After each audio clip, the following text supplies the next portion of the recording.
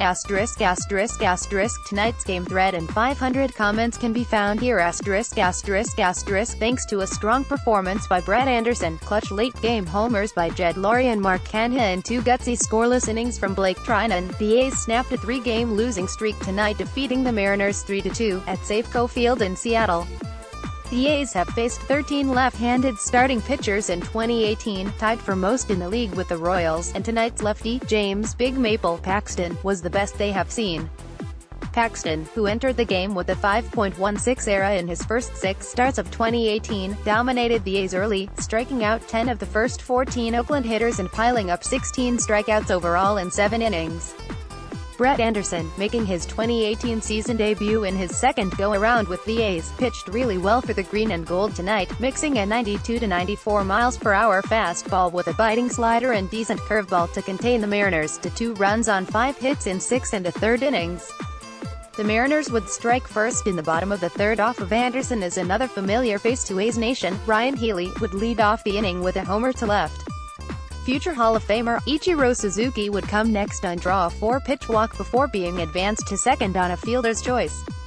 Jean Segura, the M's shortstop, would single to left and be thrown out at second base on an excellent throw by his left fielder, Chad Pinder, and an excellent tag by his second baseman, Lowrie, but not before Suzuki scored to make it 2-0 Mariners after 3 innings.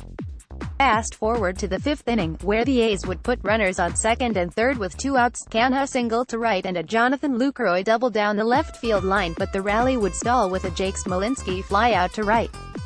Anderson would settle down after giving up the 2 runs in the 3rd inning and calmly go on to retire 11 straight batters 1, 2, 3 in the 4th, 5th.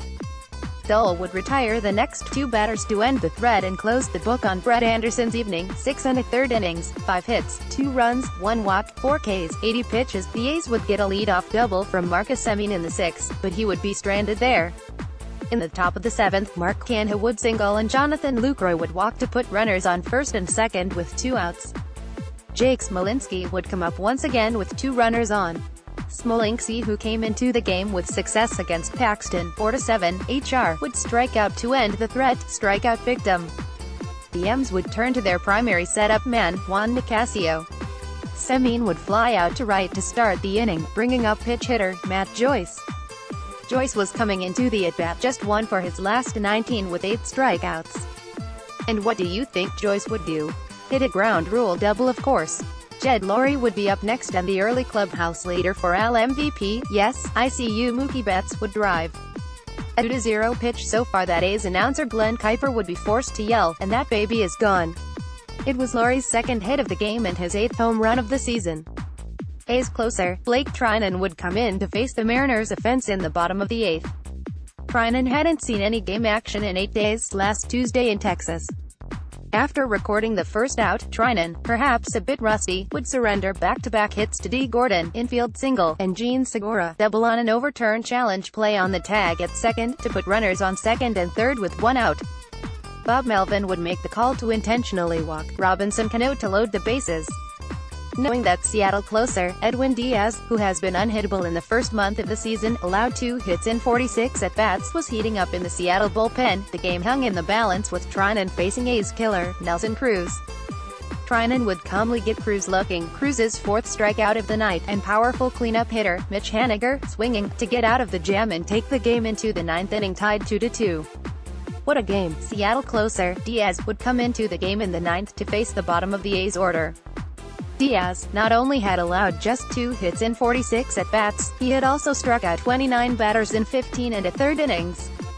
The first batter against Diaz in the 9th was one Mark Canha. Playing first base tonight to give a much-needed breather to Matt Olson, Canha had been one of the only A's to figure out a Mariners starter, James Paxton, reaching base on 2 singles. Canha had a positive at-bat against Diaz last night, drawing a 2-out walk. Tonight, Canha would do a little better than a walk, launching a 1-0 fastball over the left field wall to put the A's in the lead 3-2. It was Canha's 3rd hit of the evening and his 5th home run of the season. The game wasn't over, however, as A's closer, Blake Treinen, still needed to acquire the most difficult outs in a baseball game, the last 3 of the game. Treinen would get Seager to ground out for the first out of the 9th. catcher, Mike Zunino would draw a one-out walk and Ryan Healy would follow that with a single to put runners on first and second with one out and Ichiro due up next. Suzuki, perhaps in his final days with the Mariners, couldn't catch up to Treinen's bowling ball fastball and struck out. Unfortunately, the next batter was D. Gordon, who came into tonight's game red hot. Gordon hit a ground ball off of Treinen's glove that Lowrie came up with quickly and fired over to Matt Olson, entered the game in the ninth, at first for the final out. Unfortunately, in the age of video replay, an out is never quite an out until New York says it is and the call was overturned to load the bases with 2 outs and Mariners SS, Gene Segura up next. Segura on a 1-1 count would hit a hard ground ball to one the person every A's fan wants the ball to go to with the game on the line, Matt Chapman.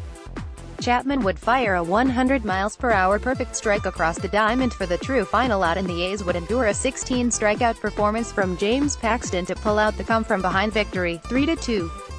The win drew the A's back to .500, 15-15.